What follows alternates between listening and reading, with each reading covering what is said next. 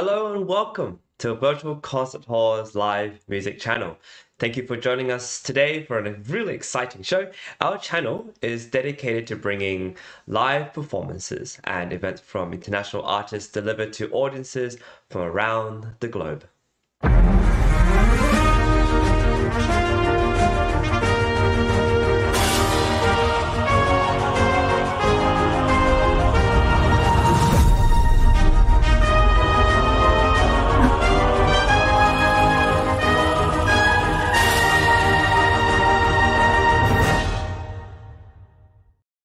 Hello, welcome to Virtual Concert Hall's live music channel. My name is Chris Au, and I will be your host for today's show. This is a very special show as a special feature on Maestro Theodore Kuchar. I had a fantastic time chatting with him. He is currently the director of, oh my gosh, many different festivals around the world, especially in Australia, but primarily the Lviv Philharmonic Orchestra in Ukraine. And this is a really exciting orchestra that has recorded so many different albums, so many different composers, and they're a really special orchestra. And not only are we going to see a show with the Lviv Philharmonic Orchestra with our very own Jennifer Wang later on next week, but also we're going to feature him today in an interview that I did with him. This interview was really interesting. I didn't know he had the chance to work and get to know Lauren Mazel, one of the legendary conductors of the world. I didn't know that he had the chance to work with such incredible musicians, tour all over Europe and Asia with this Lviv Philharmonic Orchestra. And he has recorded so many different composers too, not just the usual you're used to hearing, but also many different composers, one of which we're going to hear today, Thomas de Hartmann. Now, we are not going to leave you with just talking today. We're going to also feature some incredible music, the violin concerto of Thomas de Hartmann, and I'm looking forward to having your responses on what you thought about this piece of music, which isn't heard quite as often. Now, I would like to talk a little bit also about what this event is about. Theodore Kuchar, the maestro here, is part of our colORCHESTRA program, which involves live auditions, right? We have these partners that we have worked together with, and these partners are really important because they offer you and maybe your students, maybe music lovers, most importantly, musicians, an opportunity to play with orchestra, right? I will talk a little bit more about why it's important to play with orchestra as a musician. And as a pianist, I know for sure that orchestras just don't come by often. You can't just go to your local community center and play with them on the weekend. You have to audition. So these colORCHESTRA auditions give you an opportunity as a musician to do just that.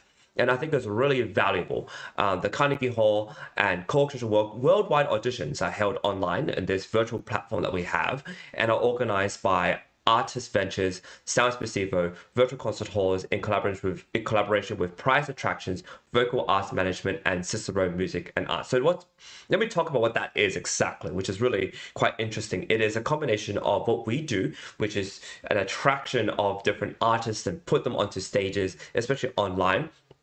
And we connect all these musicians with actual management and event organizing and recording agents and recording labels so that you as a musician, whether you're in school or after school, you get a chance to live the life of a musician and not just hope that one day you win a competition and someone will hand you a career. You get to do that yourself. So visit our website at soundexpressivocompetition.com for more information on how to be featured with some of the world's prominent orchestras. I want to send you now, before we go on to talk about this interview with Maestro Kuchar, a little glimpse of what the colORCHESTRA auditions look like.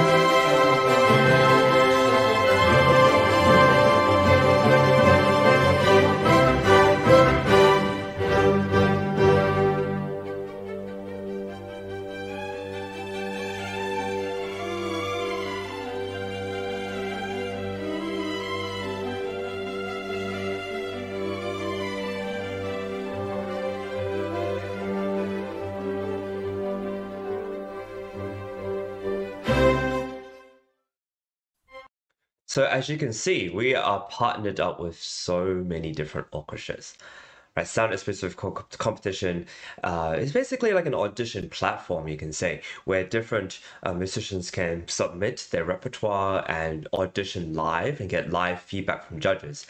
And then you get to play with these orchestras that are featured in that video you just saw. Isn't that special? It's very, very cool. So I want to talk a little bit about the Lviv Philharmonic Orchestra of Ukraine, which has done so many different recordings, and they are a phenomenal orchestra, one of which is touring all over the world and is still functioning. They do concerts at least once a week, twice, 3 times a week, and they're really, really well attended in Ukraine. In spite of the political situation, in spite of the war, there are still concerts going on. I think arts is such an important and integral part of making people feel as if life is going on and there's still something to look forward to.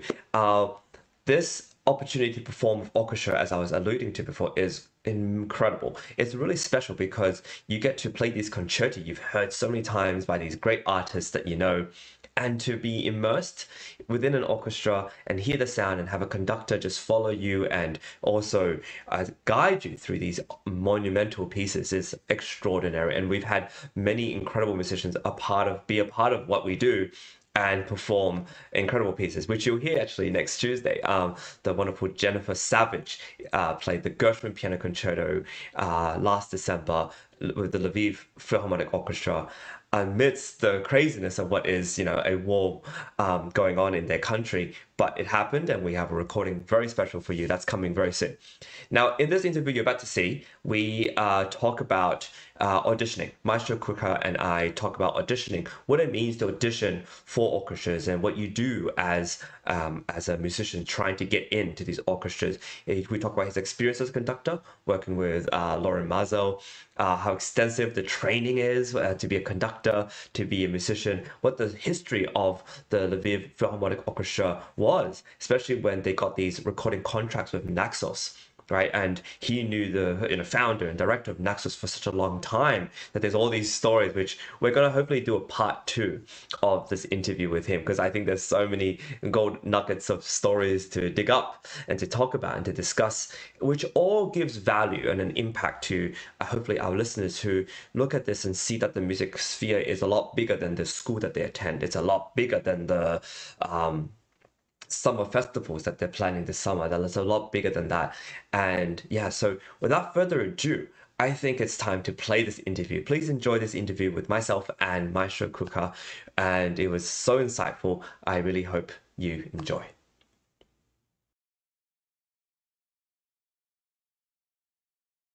Today, I have the great privilege of interviewing the multiple award-winning conductor, Theodore Kuchar, who is one of the most recorded conductor of his generation and appears on over 150 compact discs for Naxos, Berlin Classics and Toccata Classic labels. He presently serves as principal conductor of the Lviv National Philharmonic Orchestra of Ukraine, which is the same orchestra which we are featuring in this recording you're about to see. So without further ado, let's welcome him onto stage and let's have a wonderful chat with him. Hello, welcome to the show. Thank you so much for joining us. Greetings, Chris. Thank you for having me. It's wonderful to have you. So this concert in Lviv happened in December 2024. How was it? How did it come about? And what was the program? Was there a theme to this show? Well, this concert, as we're now speaking, in the middle of April of 2025, that concert took place in the middle of December, I believe, of 2024. So almost half a year ago.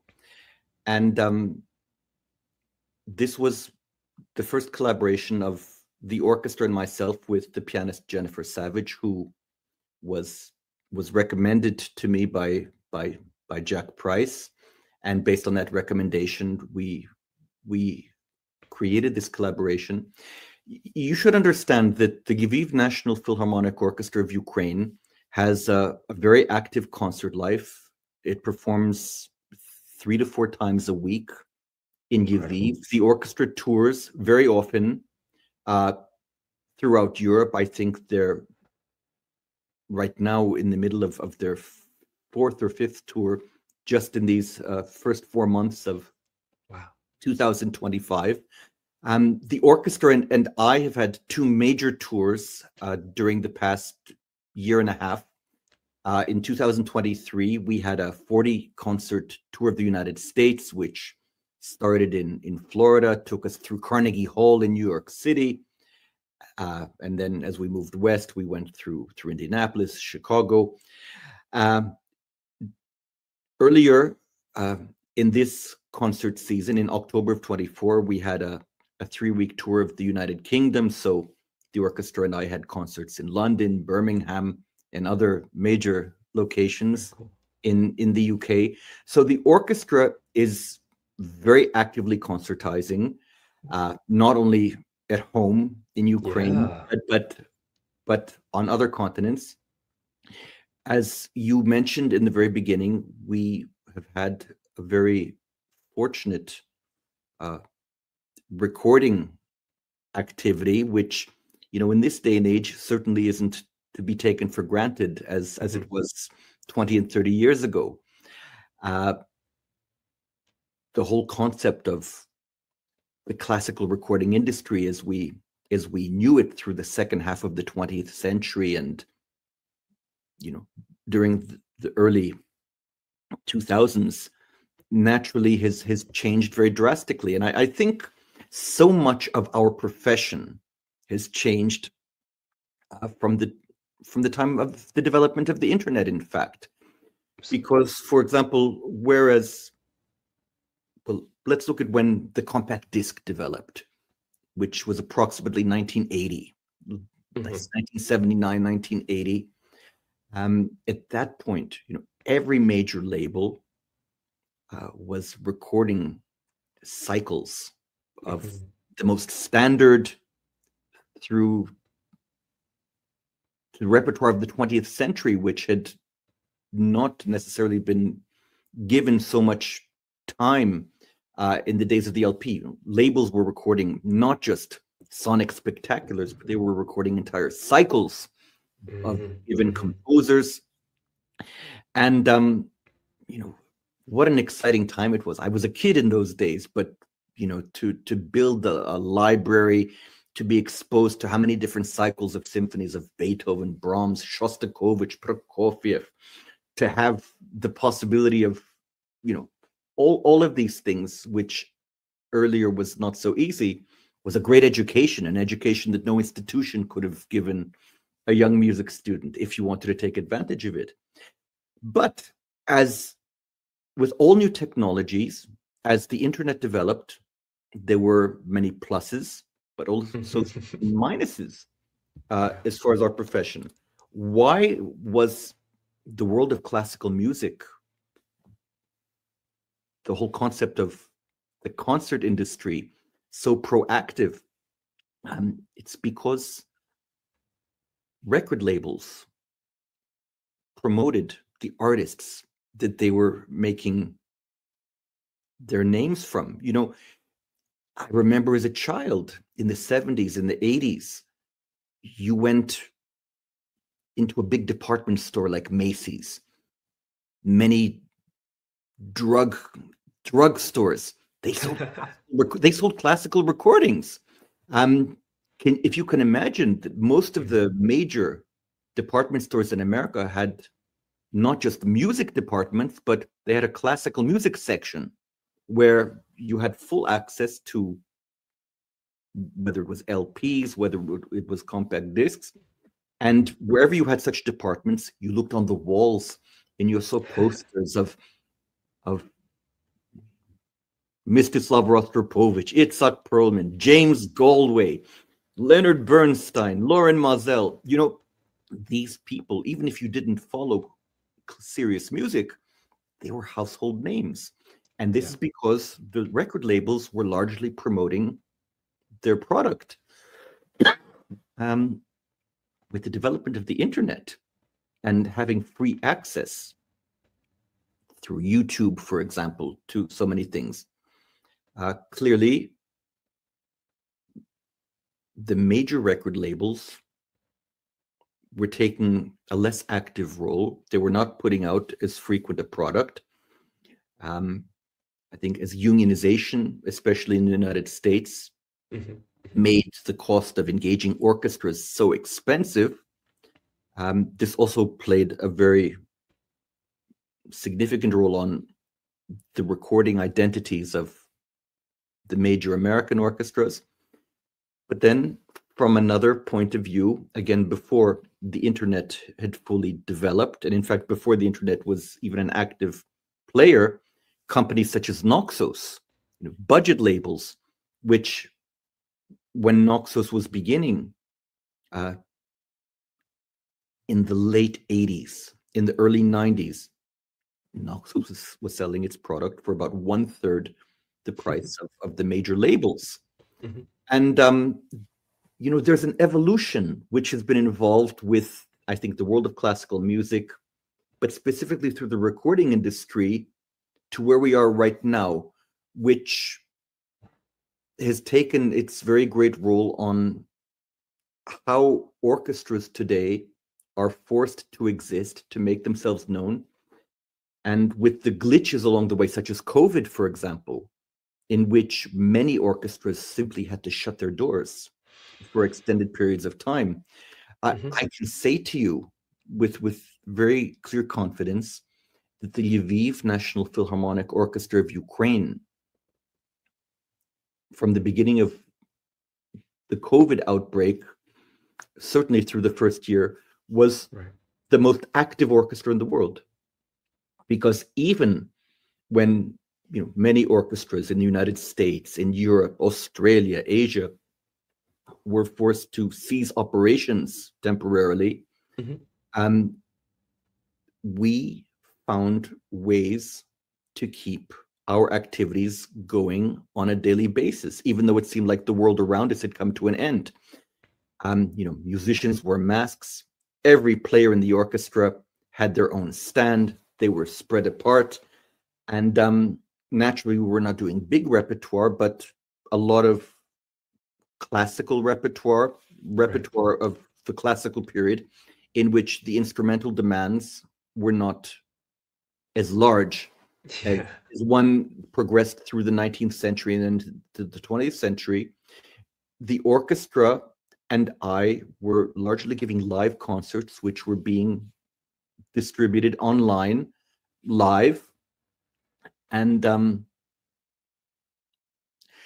I think on some level, even today, although the concert life is largely returned to a sense of normalcy, I still think that there is something left in the mentalities of some people. I won't be specific because I can't be specific.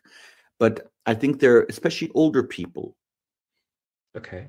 To go to a live concert means usually going into groups of large people, amongst large groups of people. And it's not the concept of, I think, sitting in a concert hall where you're surrounded by people in front, to the sides, and back of you, listening to a concert. But I think even much more simply, people have to go to the toilet. Ladies at intermission, especially in older concert halls, where you can have one toilet for an entire main floor, which seats 1,000 people, and there's only 2 or 3 stalls. The lines can, I mean, I've seen this quite often working at interval in concert halls that I'm working in, and it's incredible how long the intermissions have to be, simply so people can deal with their physical needs. Right. And a lot of this has taken its toll on where we are right now. But I'm going off on a tangent right now. No, so tell me, with this, I want to ask, what do you think the recording industry, or at least do you still see an importance in recordings, especially when not only are there so many since, like you said, the 80s, but that so many orchestras have done the full cycles. And I want to just pivot a little bit by saying also that you've recorded composers, American composers and others that are not as well known, like Roy Harris, Paul Creston, Morton Gould, and of course you've done the ones that are more well known, Prokofiev and Shostakovich. So where is the recording industry now for you personally? Look, I can say to you that the life that I have in the concert hall is almost a complete contrast to the life I have when I'm making recordings. The Okay. orchestra and I are making recordings, but look, the days of recording cycles of Beethoven, Brahms, in my case, Prokofiev symphonies, Linikov symphonies, Yevhen Stankovich symphonies, these days are probably finished. Okay. The money that it costs a recording label or a sponsor for a recording label to record an entire cycle of works, orchestral works in my case, by a particular composer, there's so much available on YouTube that people can access at any moment, not to mention so many recordings which are not actually commercial recordings, but just live concerts, which have been posted. There's not a financial possibility that exists to repeat so many of these cycles and repertoire, which already exist. But I can tell you that the activity that I had in my own personal life, the recordings, we were, how shall I say, we were cranking out 10 to 12 prolific. There's so much a year. The orchestra and I mean, can you imagine? For me, it was an incredible education, because almost all of the repertoire, you know, the symphonies of Nielsen, of Prokofiev, Yatoshinsky, the Ukrainian symphonist. I was performing all of this for the first time. Some of the things we played in concert immediately before the recordings, but not always. It was an education which you could not have gotten in any conservatory, in any university music school. And my goodness, the orchestra, the National Symphony of Ukraine, with whom I was working in the 90s and early 2000s, what an education for an orchestra which was used to having 2 weeks of rehearsals for one concert. I see. Suddenly, when Naxos opened the doors for us, when Klaus Heymann, who changed my life, changed the life of not only the National Symphony of Ukraine, but Klaus Heymann changed the life of the recording industry with what he and Naxos have subsequently done. The orchestra went from an orchestra which rehearsed repertoire which it had seen many times before, 2 weeks per concert, which no orchestra can afford today, to realizing that we have a recording project. We have to finish this all Prokofiev album, or this all Walter Piston album. We have 4 sessions to do it. The panic, the nerves, the stress when this all started. People looked at me, you know, my goodness, maestro, this is the first time any orchestra from our country is going to be on an international label. We have to be sure it's good. Maestro, we don't know this repertoire. Maestro, we normally for a Tchaikovsky program, we have 2 weeks of rehearsals. How are we going to do it? Well, you know what? When the money was on the line, when the 90s, the post-Soviet decade in Ukraine, and I think all former Eastern Bloc countries financially were in their existences were critical, because I remember in Ukraine in those days, there I was, the general director and principal conductor of the National Symphony of Ukraine. So I was not only responsible for waving my arms, I was the chief administrator. I was the chief executive of the orchestra. I was responsible for the financial existence. I was responsible for all administrative duties. Well, the realities of Ukraine during the 90s were such that governmental institutions, whether schools, universities, hospitals, orchestras, opera houses, these institutions which were dependent upon government finances, Right. they were going 6, 8, I remember once as many as 10 months without getting their salaries. The country was broke. Wow. But yet, I never realized the seriousness of it until now, when people now speak to me about that which took place 25 years ago. And they say to me, Maestro, I don't know if you realize, I remember how people were giving you a hard time in the early days about the Naxos recordings, that we can't do this, that why are we doing this? Not only did those recordings allow us to feed our families, but with the money that we made, I was able to buy the first violin for my daughter, so-and-so, who, maybe is now playing in the Concertgebouw Orchestra or went on to some very great, musical career. People who are now in their, mid-20s, approaching 30 years old, they've gone to have great careers. Or this one's son or daughter that went on to become doctors. If not for those recordings, I couldn't have paid the bribe to get Natalia or Roman into medical school. And I think I could write a book on the incidents and stories that those Naxos recordings gave to the orchestra, because it was a very difficult time. But on the other hand, the orchestra became a household name. Every classical music station, whether it was the ABC in Australia, whether it was WCLV in Cleveland, whether it was the BBC in London, these Naxos recordings were becoming a part of people's musical existences, those who listen to classical music regularly.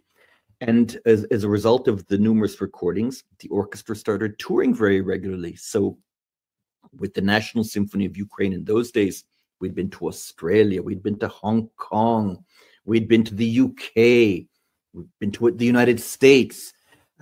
Without those recordings, it wouldn't have happened. Today, as I go back to your initial question, the repertoire that many orchestras, not only we, many orchestras were recording, I think at least 95% of that repertoire, which everybody was recording and actively recording in those days, that repertoire will never be recorded again, at least in the near future. I spoke to you about the availability, internet, the dollars and cents, the financial realities, which are required to make even a single recording nowadays. Yet we remain not as active as in the 90s, but I would say that we still are making 8 to 10 recordings a year. And in almost all cases, it's music by living composers. For example, I have 2 projects in August. Oh, wonderful. 2 American composers. One composer, Richard Sortome, who 2 of the concertos on the disc were Cleveland Orchestra commissions. Another American composer, Larry Lipkis, 3 concertos of his, the concerto for bass trombone, concerto for bassoon, concerto for violin. Well, the bass trombone concerto was commissioned and premiered by the Los Angeles Philharmonic and Esa-Pekka Salonen. The bassoon concerto was premiered by the Houston Symphony. But yet, for a living composer, despite whatever successes they may have had, I often make the analogy that a recording for a composer, a living composer, or a young soloist is kind of like a business card for a real estate agent. You can show the most wonderful residence for the most affordable or the most intelligent price, but until you can put the business card in your client's hands, you're not really regarded as legitimate. And I think in the case of being a composer, being a young soloist with aspirations, you can spend as many hours as there are in the day telling about your accomplishments and who commissioned and where your works have been played. But ultimately, until you can put a recording in the person's hands, it's very difficult to get the person you're trying to present your realities to take you seriously. I love that you're saying. I really love that you're saying this, because I'm a pianist, and a lot of my fellow colleagues they're all trying so hard to win big competitions worldwide, and sometimes they're getting through the first round, sometimes they're not, sometimes they get to the finals, and it's wonderful now that we can watch a lot of these performances on stage. But I've always told them when they ask me, oh, what should I do now that I have all these accolades? I'm like, well, you should make a proper recording. And I know it's a little undervalued at the moment because there's so many recordings of the same sonata, of the same concerto. But I agree with you so wholeheartedly that until you have a recording, a CD or something, it's like a business card. It really showcases the best of what you have to offer, not just a live performance, but a something that's curated, that's on a disc. And you can watch the disc on YouTube or listen to it on Spotify or whatever. At least having that is like this is my brand, and this is what I represent. Is this what you're going with, this whole like recording for now, what we're doing with recordings? Well, Chris, let me say to you this. For example, when I was a kid, if somebody mentioned to you, I have to win a competition, what did that mean? That meant probably the Tchaikovsky competition, maybe the Queen Elizabeth competition. Okay, so there was a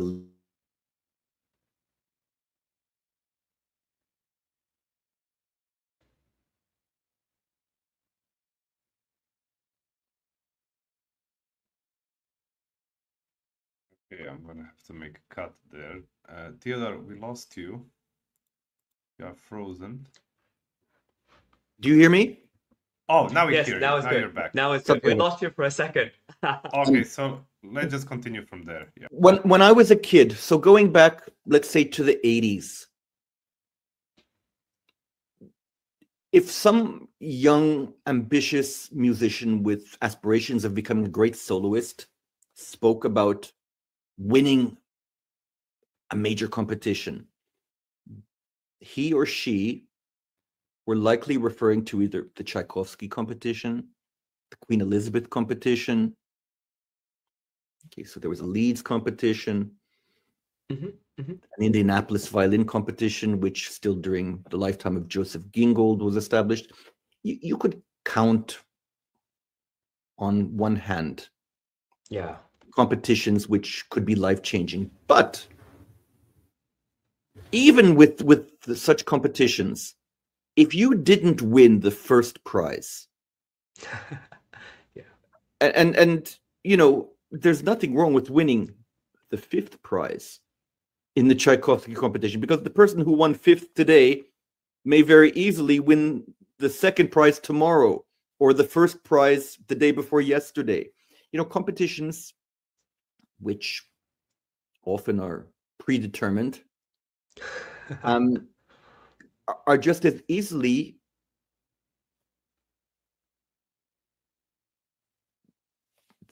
it's like an audition. The person who auditions for the Cleveland Orchestra today and comes in second out of 450 candidates for that 1 second violin position, the person who came in second place ultimately walks away from that competition as the person who was number 450. But that same person tomorrow can go audition for the Fresno Philharmonic in Fresno, California, to become the concertmaster, or the Sydney Symphony in Australia, and could be successful there. Competitions, auditions are all too often the luck of the draw. And there's a lot of good luck. I mean, I've been on both sides of it. I've been on the side that played in my early 20s. And how many times have I been on audition committees that have listened I mean, can you imagine what it's like listening to over 200 violinists in one day? That's a lot. That's a lot. It's a lot. And I can tell you, more often than not, 90% of those people we listened to were all deserving of walking out of that competition with some level of success. But what I'm saying is that in previous times, competitions were largely the one way of establishing a solo career. But unfortunately, that mentality still exists on some level, certainly in Eastern Europe. You know, in America, there's been a much greater emphasis today in the conservatories, in major music schools within universities, of preparing their students for professional existence, which means getting a great orchestra job. The competition to win a major orchestra position today, I think, is certainly no less than it was going to a solo competition 20, 30, 40 years ago. The competition is so severe nowadays that anybody who goes to audition for an orchestra, certainly in the United States or Europe or Australia, probably Asia,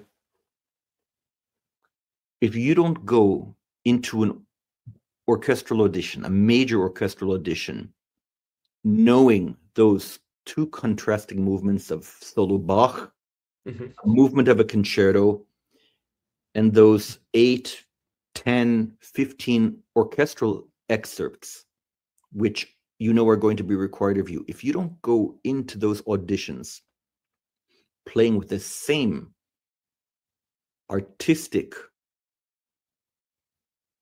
professionalism, virtuosity that anybody going into a solo competition, you don't stand a chance to win that job.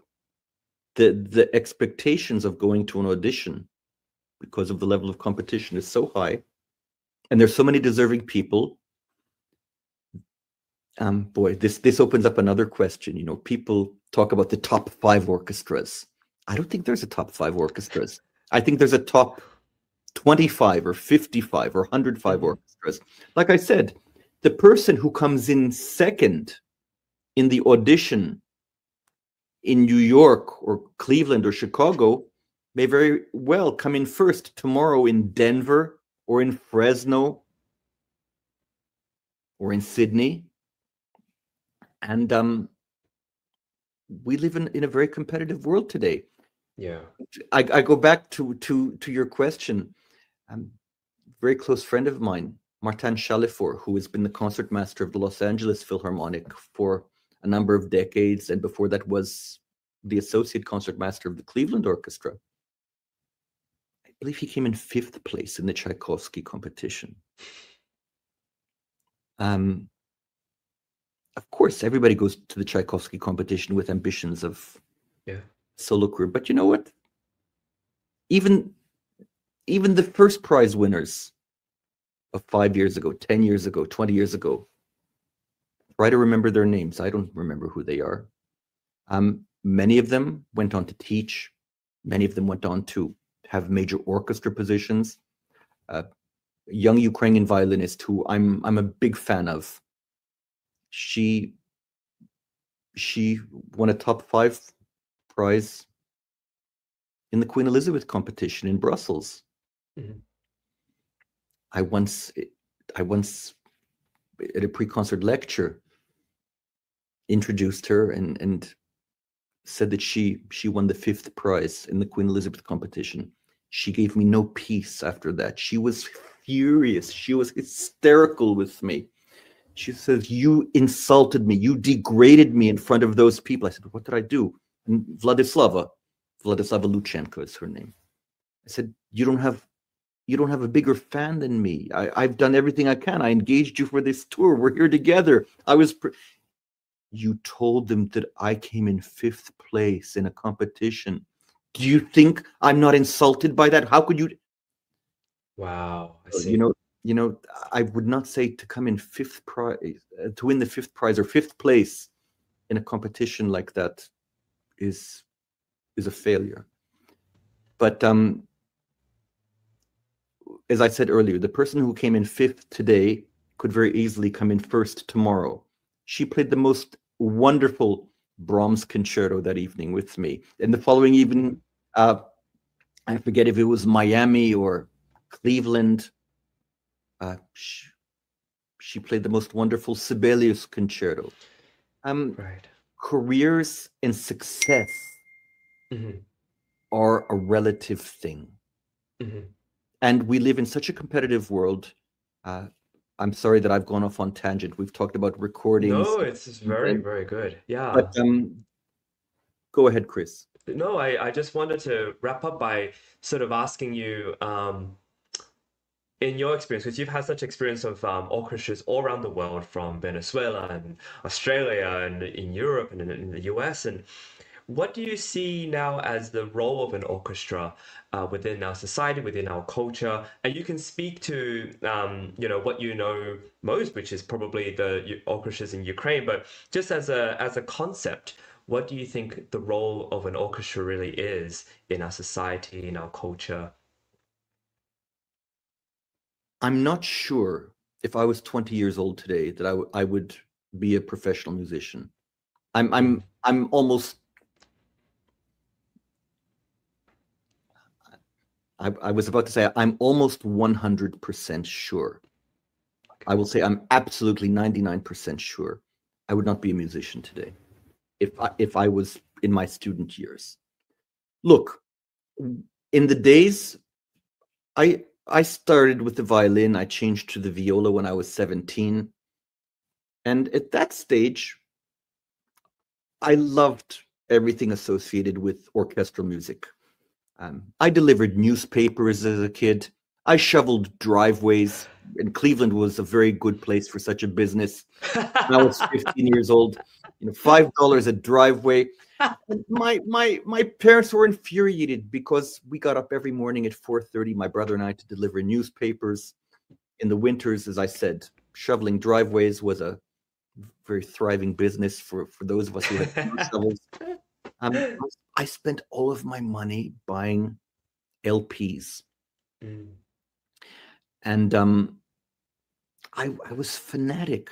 I also, you know, this was in the late 70s, early 80s.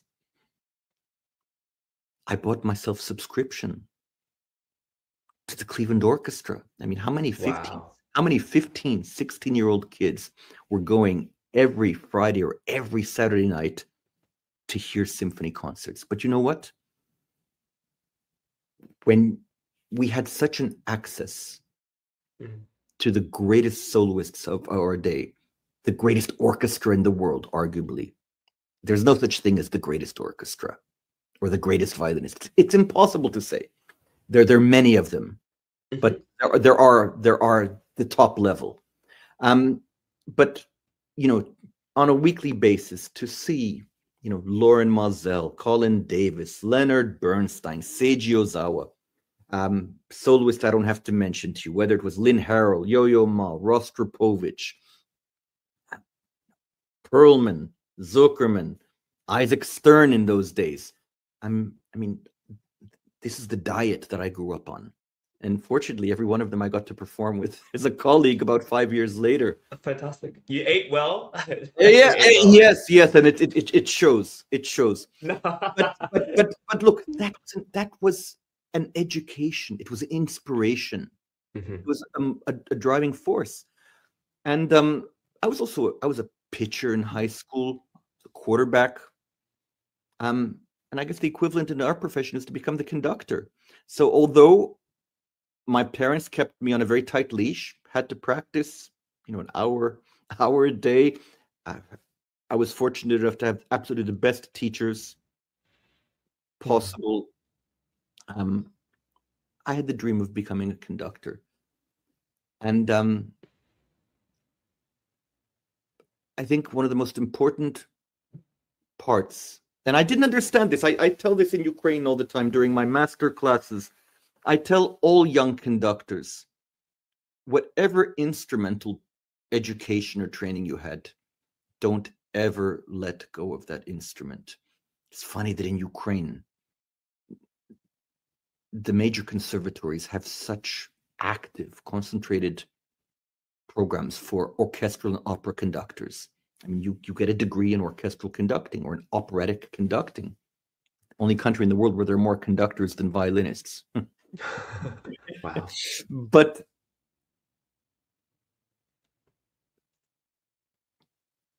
I don't think I could ever have been the conductor I am if I didn't play chamber music. Right. If I was not an orchestral player. I begged my parents when I was in my early 20s, I want to go to this conductor's course. I want to go to a conductor's course and study with this one in the summer. My mother looked at me and says, you want to be a conductor? Go to your room and practice. And I said, what does that have to, what is practicing the viola have to do with becoming a conductor? She said, someday you'll win an audition, you'll win a solid job, and you can look at as many great conductors as you want to.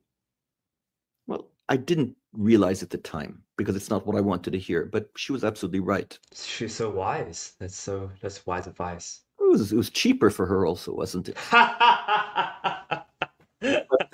But also,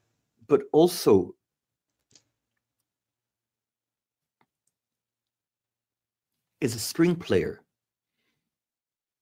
in those early days, I used to think to myself, my goodness, but how can one conduct a Rachmaninoff or Chopin or Bartók piano concerto without, waving in the wind? I mean, how do you follow? How do you understand with all of that freedom and flexibility and all of that noise? How do you actually conduct? And I have to tell you, that playing chamber music, I'm not saying you have to be the best instrumentalist in the world or you can get away with being the worst instrumentalist in the world. Most important thing about playing chamber music actively for a conductor is that you learn how to listen. I think, look, I'd be very happy if you argue with me right now, but whether you're playing a Brahms piano quartet, a string sextet, a viola quintet, or whether you're conducting a Brahms symphony, the architecture, the harmonic language, understanding of what is 2 against 3, what is 6 against 4, all of that is largely the same, whether you're going from the chamber music or to the orchestral literature. Look at Mozart.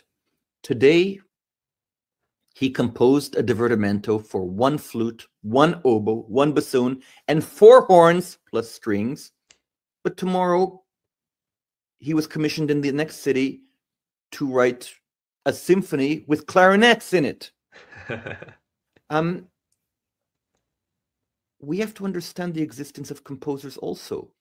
That, I mean, of course, many composers have written and continue to write without commission. But I think for the great composers of the past, they were largely composing upon commission. Yeah. Kind of how a chef works in the kitchen of a great restaurant. You prepare what was ordered, but you can't always prepare the meal that you want to. The existence is slightly different. But I go back to being a conductor. When Lauren Moselle, this is in my early Cleveland days, when Moselle had auditions for assistant conductors, resident conductors, apprentice conductors, these auditions were grueling. I remember looking at the list of expectations, and round 2 could have been being given 100 photocopied pages of 100 different works. You had to identify all 100 works from those pages. Wow. Round 3, you could have been given a bass line, a melodic line from some known orchestral work, and told to go to the piano and play the rest for me. Harmonize it in the style of what Brahms would have composed there. But round 1 of these auditions, which I didn't understand, round 1 meant every contestant, every applicant showing themselves on their specific instrument. Okay. Wow. And I, as a kid, I didn't say, what is the point of a young conductor who I hope has beautiful hands and mannerisms and more hair than what I have on my head, being able to show themselves that? I mean, that's what a conductor does. And I remember I asked Mr. Mazel, I was in the elevator with him. I said, Mr. Mazel, can you please tell me? I'm fascinated. Whatever you asked Mazel, you had to tell me you were fascinated, because those were his expectations. Mr. Mazel, I'm fascinated. Why is it in last week's conducting audition for the assistant position, did you expect every one of the contestants to play their specific instrument, whether it was the piano, the violin, the clarinet, trumpet, whatever it may be? And he said to me, Teddy, the conductor is generally despised by musicians as soon as he or she walks onto the podium. And before you've even opened your mouth, you have at least 50% of them as your enemies before you even started doing your work. He said the success of any conductor is largely based upon respect, the respect that the orchestra has. If the musicians know that you are able to execute, the word was execute, that which you demand of them, there is at least a patience and a tolerance for whatever comes out of the conductor's mouth. If you cannot yourself execute or deliver that which you expect of others, you will not have a long future with that ensemble. You've lost them. And yeah, I was listening to this and I thought, makes sense, makes sense. Awesome. Yeah.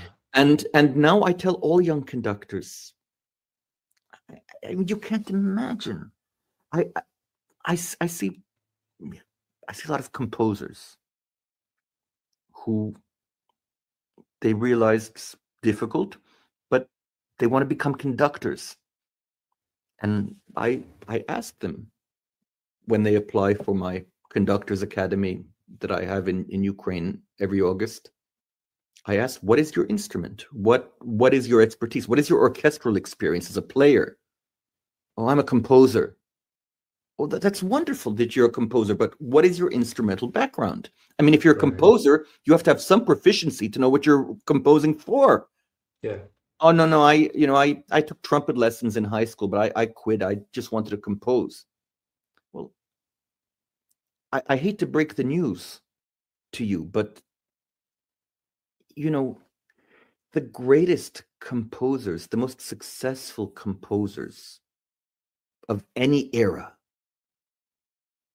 had some level of proficiency on some instrument. And many of them had proficiency not only on one or two, but many more than that. And you know who I'm talking about. Yeah. And even more so, not only did they have proficiency, but the people closest to them while they were composing were the preeminent performers of the day. Whether you look at Brahms, Schumann, there was Joseph Joachim, whether Shostakovich or Prokofiev, Well, Orchestra came to me every morning at 9 o'clock, and we worked until lunchtime, for 3 hours working on this sonata or that concerto. Rostropovich was coming to me. Richter was coming to me. These great composers. First of all, great composers are great because not only is there some kind of musical substance and genius in what they're doing, but usually the performer, the one executing, wants to play the music. It lends itself well. I think it's very rare that you come across works that are regarded as great music, works, epics of our time, that people say, oh, it's so unviolinistic, or it doesn't lend itself well. It doesn't sit well on the cello, or for the piano. I remember recording those Prokofiev symphonies, and especially numbers 2 and 3. The first violins are playing, in territory where only dogs can hear these high pitches sometimes. The fingers are almost inside the nose, it's so high. And a lot of these first violin parts are very unviolinistic. Right. But yet there's a musical substance there, and there is so much which is violinistic that you overlook the difficulties. You forgive him. Yeah, you forgive. I mean, there are many people. Yeah. Let's take Schnittke, for example. Schnittke contemporary. Oh, I can't listen to it. But why does Schnittke have so many people who supported and wanted to play his music? Because there was something of such substance which lent itself to playing. That good music is good on many different levels, and all of this, as I spoke, the experience of becoming a conductor, a player, a composer, none of it happens by itself. And the whole point of where we started here about the importance of conducting, the instrumental background, and how one becomes a conductor, which is essential. Yeah, Maestro, thank you so much for this. This is so full of your advice and stories of especially like Lauren Mazel. I'm sure you have many more of those, and I love many more. Yeah. So let's pocket this for now, and let's save up for next time where I get to interview you again, and for you can share more stories, because what you have to offer is so fascinating.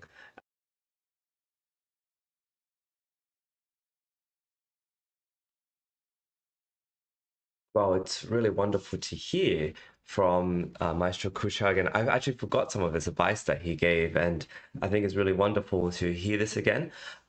This is Virtual Concert Hall's live music channel. We're really pleased to be reviewing and looking back on this interview I did with Maestro Kuchar just a week or two ago. And he is the director of the Lviv National Philharmonic of Ukraine, and it's a fantastic orchestra with an incredible legacy of recordings. Maestro Kuchar is also one of the most recorded conductors on the planet, and he's done recordings of so many different composers, from contemporary American composers to Russian composers, Ukrainian composers, and this is just the beginning. So I really encourage everybody who's watching to look up Maestro Kuchar and his recordings, but also to look into our colORCHESTRA auditions, which the goal of which is to allow musicians to have a chance to audition for orchestras. Usually a lot of these orchestras, you can maybe win a concerto competition perhaps, or if you know the conductor, you might have a chance to play there. But This allows a bit more of an international, worldwide audition for different orchestras, and there's so many of them coming up. So please check them out on our website at www.soundexpressivacompetition.com. I'm sure you'll be fascinated with what we have to offer and all the different opportunities that are available. The goal of the co-orchestra auditions is to encourage and nurture, reward musicians who are proactive about sharing their art and developing their own careers. So whether you're in school or freelancing or trying to figure it out, this is a wonderful opportunity. And along with Sound Expressiva, we have some incredible partners that are providing opportunities to musicians such as yourselves to discover their own unique voice, take initiative, present themselves on their own terms, and carve out their career paths. We have no restrictions on how many auditions people can take, and there are many opportunities at each stage. We are preparing currently for the rest of the 2025-2026 season, but we have an incredible array of orchestras coming in the 26-27 season as well. So please make sure you check us out and check out all the different opportunities that are available. And I want to show a little live concert clip of these different co-orchestra opportunities and different orchestras that are available. And so please enjoy this clip.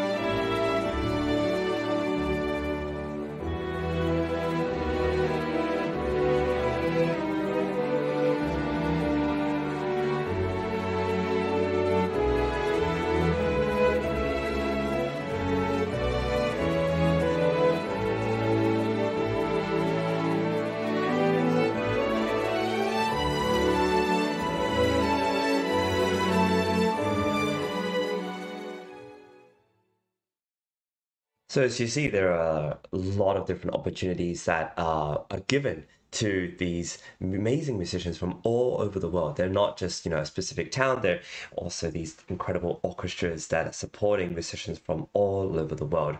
And I want to stress that this is such an incredible opportunity that you don't want to miss out. You don't want to miss out on these amazing opportunities to play with orchestras. And you can see that we don't just feature like a pianist and violinist only. There's like euphonium, there's singers, there are vocalists from all over the world.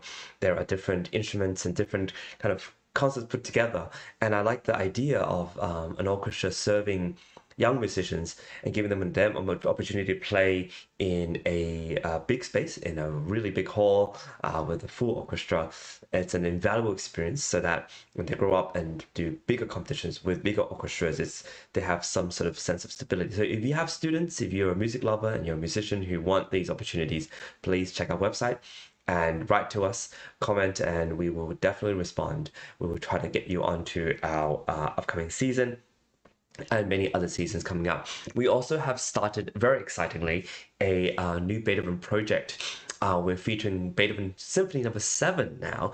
We've actually started this project quite a while back, and this is an opportunity to actually feature different Beethoven symphonies and talk about them, along with a fantastic documentary narrated by Lawrence Rapchak, who is an incredible music educator who has presented very detailed each movement of Beethoven's 9 symphonies.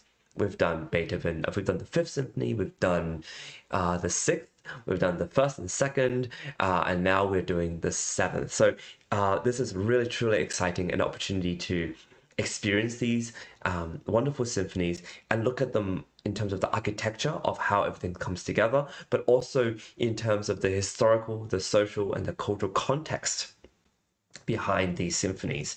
It's fascinating, really, for me and Dr. Anna Osmanskaya to discuss and to make some comments, just so that there's some sort of review, some sort of discussion about what he's talking about, and it's been honestly so interesting for me. So along with Architects of Music, Nubian Productions, and Virtual Concert Halls, this documentary narrated by Lawrence Rapchak is a really wonderful way to learn more about your favorite pieces of music, especially the Beethoven symphonies.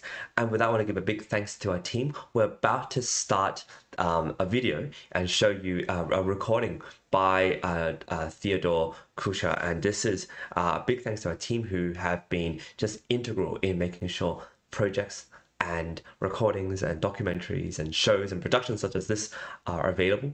And so if you're interested in helping us, we are definitely looking for more assistance in terms of financial help, but also subscribers and audience, people like you, to watch these shows, give us what you think, and to be a part of hopefully this new generation of artists out there. So without further ado, let's play this wonderful video. This is Thomas de Hartmann, a wonderful composer's Violin Concerto Opus 66. This is a US premiere performed by Andrei Tchaikovsky on the violin, and with the wonderful orchestra, Lviv National Philharmonic Orchestra of Ukraine, of course, conducted by Maestro Theodore Kuchar.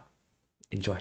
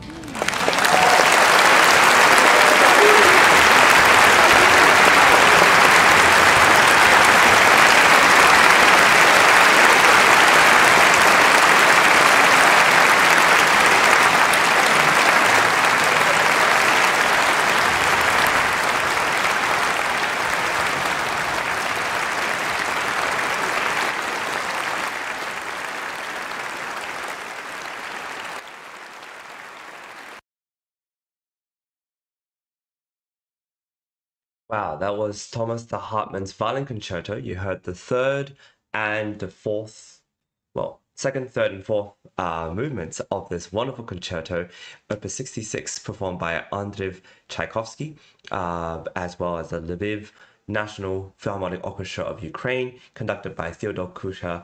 And this was performed quite recently, actually, maybe around 2 years ago, at the University of Massachusetts, Amherst. So with that, we're going to conclude our show. You heard a wonderful interview with Maestro Kuchar, which we're going to do more of, actually. I think it's a really fascinating person to interview, and he is just full of wonderful stories. You heard this wonderful performance, and just a final plug to check out colORCHESTRA auditions. We are having more auditions coming up, and would love for you to be a part of them. This is an opportunity for you to perform with orchestra, whether you're a musician of whatever you play, whichever instrument, instrumentalists, vocalists, we welcome everybody. And so with that, this is a opportunity that you don't want to miss, because playing with orchestra is such a joy, and we have many different locations, orchestras, and opportunities from around the world. Thank you for joining us today. It's been such a pleasure. I want to give a big hand to our team behind the scenes, our producers, head of production, as well as, of course, all the people you see on the screen, our co-founders, our wonderful people who put all of these incredible shows together and make sure that everything works out. And as well, one important thing is they manage all the live auditions, live performances that happen. And so there's more shows coming up. There's more things happening next week. I believe our team is headed to New York, to Carnegie Hall. So there's so many exciting things that are happening within our wonderful company. And if you'd like to join us, please check our website. Please contact us, like and subscribe, and make a comment to get in touch with us. That we'll see you next time. Thank you again. Bye for now.